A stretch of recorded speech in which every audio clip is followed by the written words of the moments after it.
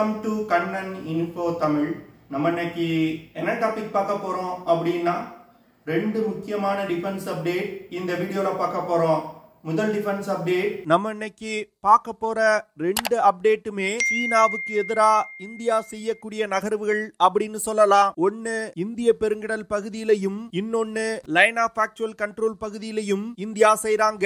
அதாவது இந்தியாவுடைய second strike nuclear கேப்பபிலிட்டியை அதிகப்படுத்துவதற்கு India ஒரு அதிநவீன நியூக்ளியர் பவர்ட் பாலிஸ்டிக் மிசைல் சப்மரீனை படையில் இணைக்க இருப்பதா தற்போது செய்திகள் வெளிவந்திருக்கு. எந்த நீர்மூழ்கி கப்பலை இந்திய கடற்படையில இணைக்க போறாங்க, இணைக்கப்படும் அணுசக்தி நீர்மூழ்கி கப்பலோட செயல்திறன் மற்றும் சிறப்பு அம்சங்கள் என்ன, இந்த கப்பலை இணைப்பதன் மூலம் இந்திய கடற்படைக்கு கிடைக்கக்கூடிய நன்மைகள் என்ன, புதிதாக இணைக்கப்படும் அணுசக்தி நீர்மூழ்கி கப்பலை இந்தியா எப்படி சீனாவுக்கு எதிராக பயன்படுத்த போறாங்க அப்படிங்கிறது குறித்து பார்க்கலாம். அடுத்து இந்தியாவுடைய சீனா பார்டர்ல ஒரு அதிநவீன ஏர் டிஃபென்ஸ் சிஸ்டத்தை அதிக அளவுல இந்தியா டிப்ளாய் செய்து வந்துகிட்டு இருக்காங்க.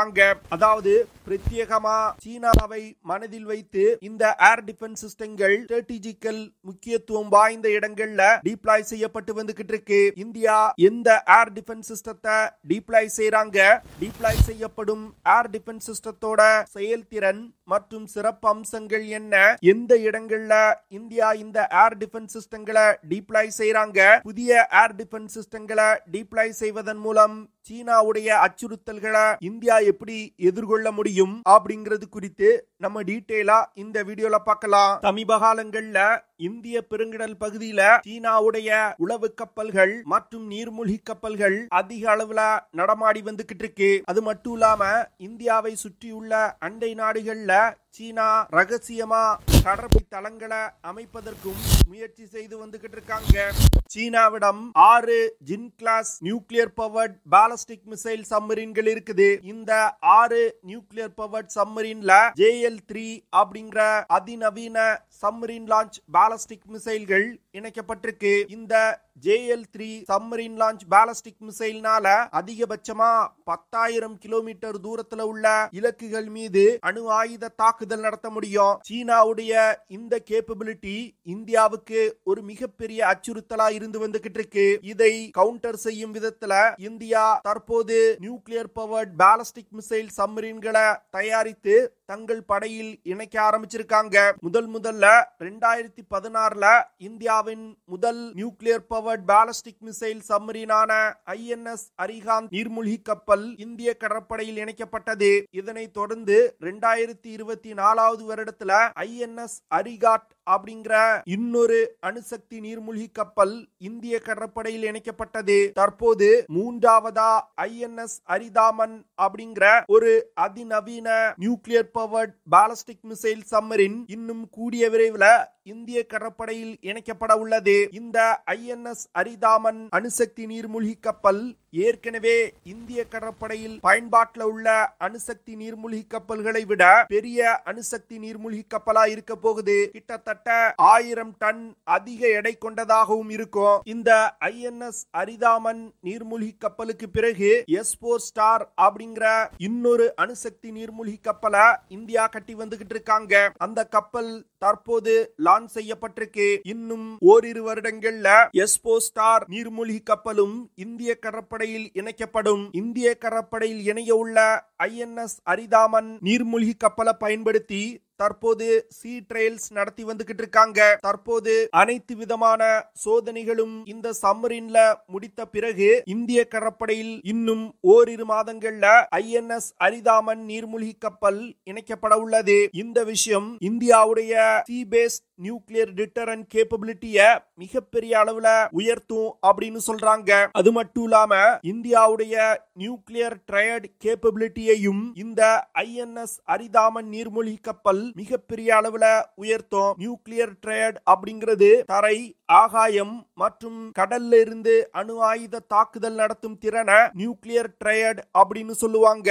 இந்தியா தற்போது கடற்படையில் இணைக்க உள்ள INS அரிதாமன் நீர்மூழ்கி கப்பல் 7000 டன் எடை கொண்டது. இந்த நீர்மூழ்கி கப்பல் 130 மீட்டர் நீளமும் 11 மீட்டர் உயரமும் 15 மீட்டர் அகலமும் கொண்டது.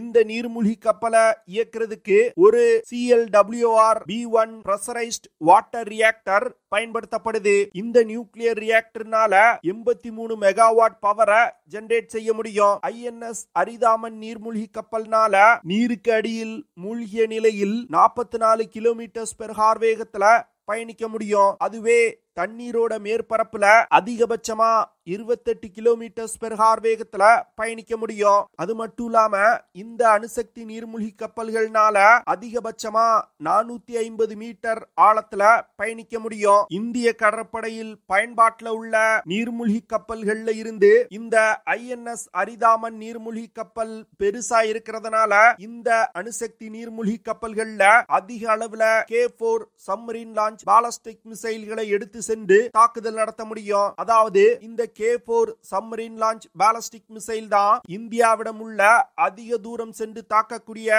Submarine launch ballistic மிசைல்கள். இந்த மிசைல்னால 3500 கிலோமீட்டர் தூரத்துல உள்ள இலக்குகளை மிக துல்லியமா தாக்க முடியும். இந்த INS அரிதாமன் நீர்மூழ்கி கப்பல்ல 24 K15 சப்மரீன் லான்ச் பாலிஸ்டிக் மிசைல்களை எடுத்து செல்ல முடியும். இந்த K15 சப்மரீன் லான்ச் பாலிஸ்டிக் மிசைல்னால அதிகபட்சமா 750 கிலோமீட்டர் தூரத்துல உள்ள இலக்குகளை மட்டுமே தாக்க முடியும். 8 K4 சப்மரீன் லான்ச் பாலிஸ்டிக் மிசைல்களை இந்த INS அரிதாமன் நீர்மூழ்கி கப்பல்னால எடுத்து செல்ல முடியும். INS அரிகாந்த் மற்றும் INS அரிகாட் நீர்மூழ்கி கப்பல்ல வெறும் 4 K4 சப்மரீன் லான்ச் பாலிஸ்டிக் மிசைல்களை மட்டுமே எடுத்து செல்ல முடியும். இந்த INS அரிதாமன் நீர்மூழ்கி கப்பல் தற்போது இந்திய கடற்படையில் பயன்பாட்டில் உள்ள அணுசக்தி நீர்மூழ்கி கப்பல்களை விட அதிநவீன தொழில்நுட்பம் கொண்டதா இருக்க போகுது. இந்த நீர்மூழ்கி கப்பல்ல அதிக ஸ்டெல்த் கேப்பபிலிட்டி இருக்குது.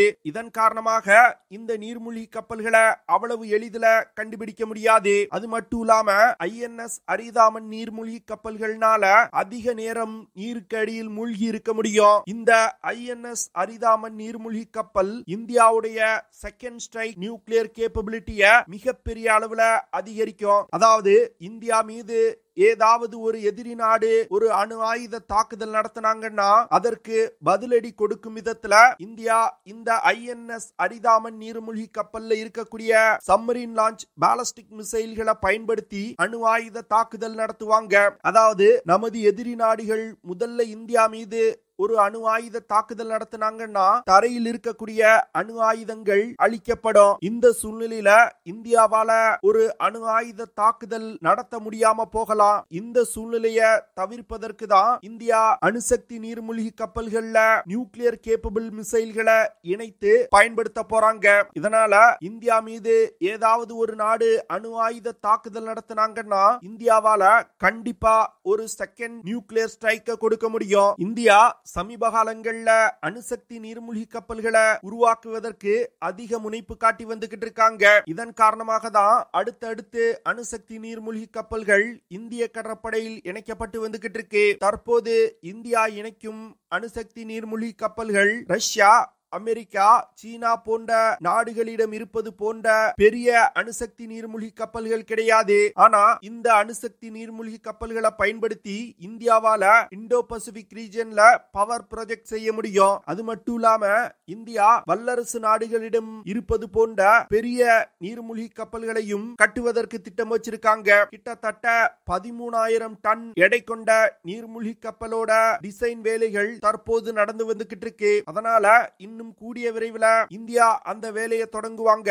அடுத்து 40,000 கோடி ரூபாய் செலவுல 2 நியூக்ளியர் பவர்ட் அட்டாக் சப்மரீன்களை உருவாக்கும் வேலையையும் இந்தியா தொடங்கி இருக்காங்க. இதனால வரும் காலத்துல இந்தியாவுடைய நியூக்ளியர் சப்மரீன் கேப்பபிலிட்டி மிகப்பெரிய அளவுல உயரும். இப்படி இந்தியா தொடர்ந்து அணுசக்தி நீர்மூழ்கி கப்பல்களை இந்திய கடற்படையில் இணைப்பதன் மூலம் இந்திய பெருங்கடல் பகுதியில சீனாவுக்கு கடும் நெருக்கடியை கொடுக்க முடியும். அடுத்த அப்டேட், இந்தியாவுக்கும் சீனாவுக்கும் லைன் ஆஃப் ஆக்சுவல் கண்ட்ரோல் பகுதியில பிரச்சனை தொடங்கியவுடன் India line of actual control பகுதியில தன்னுடைய ஏர் டிஃபென்ஸ் கேப்பபிலிட்டிய மிகப்பெரிய அளவுல அதிகரிச்சிருக்காங்க. ரஷ்யாவிடம் இருந்து வாங்கிய S-400 ஏர் டிஃபென்ஸ் சிஸ்டங்களை டிப்ளாய் செஞ்சிருக்காங்க. அது மட்டும் இல்லாம இந்தியா மற்றும் இஸ்ரேல் இணைந்து தயாரிச்சிருக்க MRSAM அப்படிங்கிற medium range surface to air மிசைல்களை அதிக அளவுல தற்போது சீன எல்லையில இந்தியா நிலைநிறுத்தி வந்துகிட்டு இருக்காங்க. இந்த MRSAM மிசைல்கள்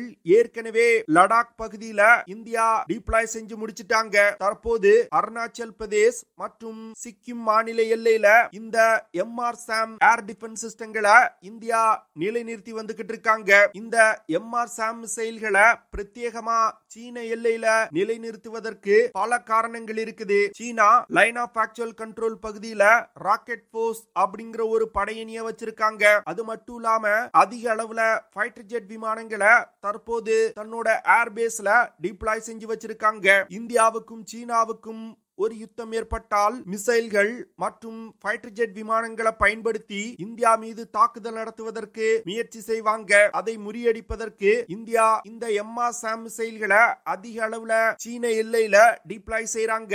இந்த MRSAM மிசைல்கள்னால பல்வேறு விதமான ஏரியல் த்ரெட்ஸை தாக்கி அளிக்க முடியும். குறிப்பா ஃபைட்டர் ஜெட் விமானங்கள், ட்ரோன்ஸ் மற்றும் க்ரூஸ் மிசைல்களை இந்த MRSAM மிசைல்கள்னால தாக்கி அளிக்க முடியும். அருணாச்சல் பிரதேஷ் மற்றும் சிக்கிம் மாநிலத்துல இந்த MRSAM மிசைல்கள் இந்தியாவின் ஸ்ட்ராட்டஜிக்கல் முக்கியத்துவம் வாய்ந்த இடங்களை பாதுகாப்பதற்கு டிப்ளாய் செய்யப்பட உள்ளது. இந்த MRSAM மிசைல்கள் பிரத்யேகமா மலைப்பாங்கான பகுதியில மிக சிறப்பா செயல்படக்கூடிய ஏர் டிஃபென்ஸ் சிஸ்டமா இருக்குது. இதன் காரணமாக தான் இந்த ஏர் டிஃபென்ஸ் சிஸ்டங்கள் அதிக அளவுல சீன எல்லையில டிப்ளாய் செய்யப்பட்டு வந்துகிட்டு இருக்கு. இந்த MRSAM மிசைல்களை இஸ்ரேல் ஏரோஸ்பேஸ் இண்டஸ்ட்ரி மற்றும் இந்தியாவுடைய DRDO நிறுவனம் இணைந்து தயாரிச்சிருக்காங்க. இந்த மிசைல்னால 60 கிலோகிராம் எடை கொண்ட வெடிப்பொருட்களை சுமந்து சென்று தாக்குதல் நடத்த முடியும். MRSAM மிசைல்னால அதிகபட்சமா 70 கிலோமீட்டர் தூரத்துல ஏரியல் டார்கெட்டுகள் இருக்கும் பொழுது